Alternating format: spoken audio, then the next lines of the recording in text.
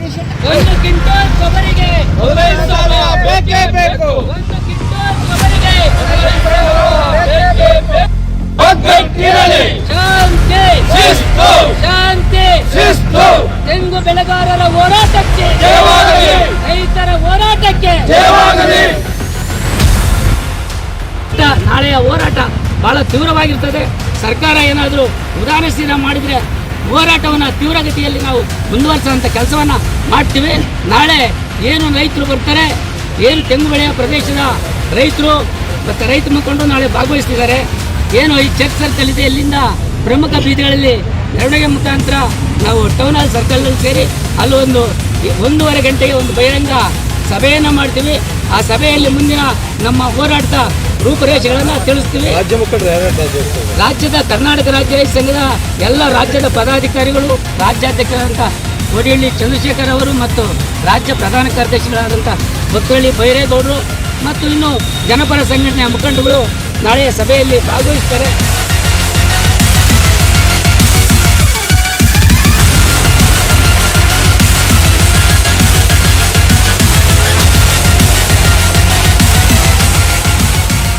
ಕೇಂದ್ರ ಸರ್ಕಾರ 1,500 ಕೊಡ್ತಾ ಇದೆ, ರಾಜ್ಯ ಸರ್ಕಾರ 3,000 ಹೆಚ್ಚಿಸಬೇಕು ಅಂತೇಳಿ ತುಮಕೂರು ಜಿಲ್ಲಾಧಿಕಾರಿ ಕಚೇರಿ ಮುಂದೆ 38 ದಿವಸದಿಂದ ಧರಣಿಯನ್ನು ಕುಳಿತಿದೆ.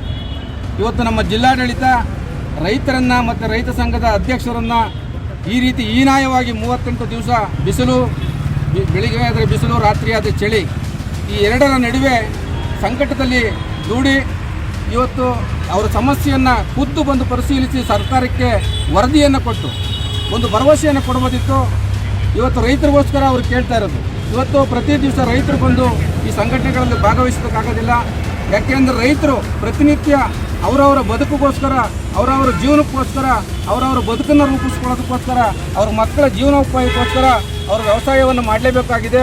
ಇವತ್ತು ರೈತ ಸಂಘ ಕೂತಿರೋದಕ್ಕೆ ಬಂದು ಅವರು ಬೆಂಬಲವನ್ನು ಕೊಡೋಕ್ಕಾಗದೇ ಇದ್ರೂ ಕೂಡ ಅವರವರ ಗ್ರಾಮದಿಂದ ಅವರು ಬೆಂಬಲವನ್ನು ಕೊಡ್ತಾ ಇದ್ದಾರೆ. ಈ ಸರ್ಕಾರ ಇವತ್ತು ಜನ ಇಲ್ಲ, ಏನೋ ಒಂದು 4-5 ಜನ ಕೂಳ್ತಿದ್ದಾರೆ, ಒಂದು 10 ಜನ ಕೂಳ್ತಿದ್ದಾರೆ ಅನ್ನೋ ನಿರ್ಲಕ್ಷ್ಯ ಧೋರಣೆಯನ್ನು ತಾಳ್ತಾ ಇದೆ.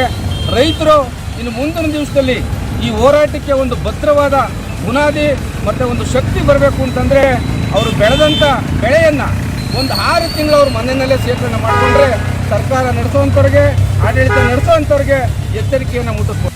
ಈ ಪಕ್ಷದ ರೈತ ಘಟಕದ ಜಿಲ್ಲಾಧ್ಯಕ್ಷರು ಯೋಗೇಶ್ ಗೌಡರು ನಾವು ಈಗಾಗಲೇ ಸಾಕಷ್ಟು 38 ದಿನಗಳಿಂದ ಇನ್ನೂ ಒಂದು ನಿರಂತರ ಹೋರಾಟವನ್ನು ಮಾಡ್ಕೊಂಡ್ಬಂದಿರೋ.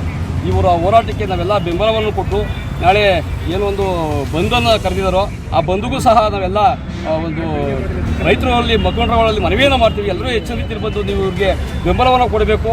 ಇವರು ಹೋರಾಟ ರೈತ ಪರವಾಗಿ ಇರತಕ್ಕಂಥ ಹೋರಾಟಕ್ಕೆ ಎಲ್ಲರೂ ಸಹ ಸಹಕಾರವನ್ನು ಕೊಟ್ಟು ನಾಳೆ ತುಮಕೂರು ಬಂದು ಯಶಸ್ವಿಗೊಳಿಸಬೇಕು ಅಂತೇಳಿ ನಾನು ಎಲ್ಲ ನಾಗರಿಕ ಬಂಧುಗಳಲ್ಲಿ ಮತ್ತು ನನ್ನ ರೈತ ಪರ ಸಂಘಟನೆಗಳಲ್ಲಿ, ಕನ್ನಡ ಪರ ರೈತ ಪರ ಸಂಘಟನೆಗಳಲ್ಲಿ ಎಲ್ಲರೂ ಸಹ ಮನವಿಯನ್ನು ಮಾಡ್ತಾ ಇದ್ದೀವಿ.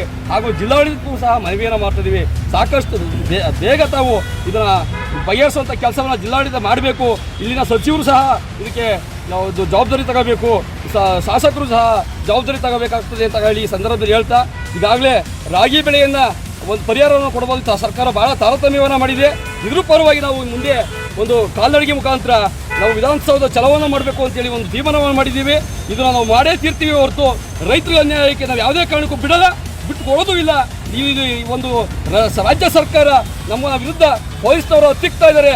ಇವರು ಏನೇ ಮಾಡಿದ್ರು ಸಹ ನಾವು ಮುಂದಿನ ದಿನಗಳಲ್ಲಿ ಒಂದು ವಿಧಾನಸೌಧವನ್ನು ಮುಖ್ಯ ಆಗ್ತಕ್ಕಂಥ ಕೆಲಸವನ್ನು ನಾವು ಮಾಡ್ತೀವಿ ಅಂತೇಳಿ ಸಂದರ್ಭದಲ್ಲಿ ಹೇಳಕ್ಕೆ ಇಚ್ಛೆ